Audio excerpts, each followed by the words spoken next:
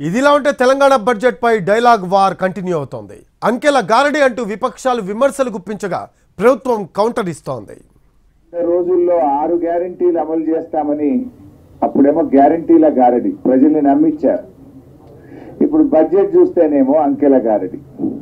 ఇప్పుడు మీరు 100 రోజుల్లో అమలు చేస్తామన్న 6 గ్యారెంటీలు బడ్జెట్ లో ఉండాలన్నా వద్దా? ఏవి బడ్జెట్ లో కేటాయింపులు ఏవి? దాని ప్రస్తావన ఏది? ఎక్కడ కూడా ప్రస్తావన లేదు. అవ్వాతాతలకు ఇచ్చే 4000 పెన్షన్ గురించి ప్రస్తావన లేదు. మహాలక్ష్మిలో ఇచ్చే 2500 గురించి ప్రస్తావన లేదు. విద్యార్థులకు ఇస్తామన్న 5 లక్షల భరోసా కార్డు ముచ్చట లేనే లేదు.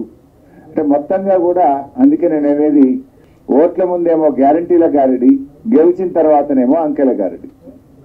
62,000 కోట్ల రూపాయల అప్పు కూడా ఎఫ్ఆర్బిఎం పరిధి దాటి ఏ రకంగా తీసుకొస్తారో మరి ప్రజానికానికి చెప్పాల్సినట్టున్నది.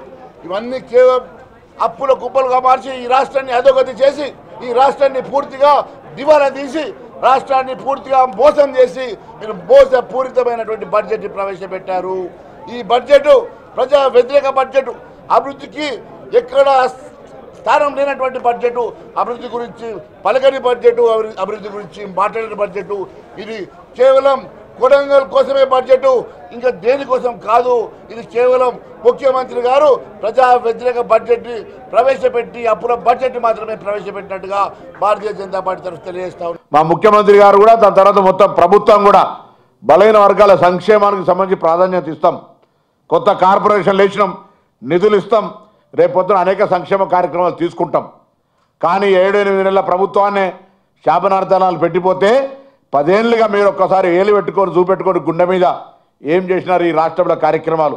ఎన్నికలకు మీరు చెప్పిన మేనిఫెస్టో, 10 ఏళ్లలో మీరు ఇచ్చిన మేనిఫెస్టో, మేము 5 ఏళ్లకు ఊరసు ఇచ్చినటువంటి మేనిఫెస్టో ఎంత శాతం అమలైంది 8 నెలల్లో, మీరు 10 ఏళ్లలో ఎంత అమలు చేసారో చర్చకు సిద్ధమని అడుగుతా ఉన్నాం.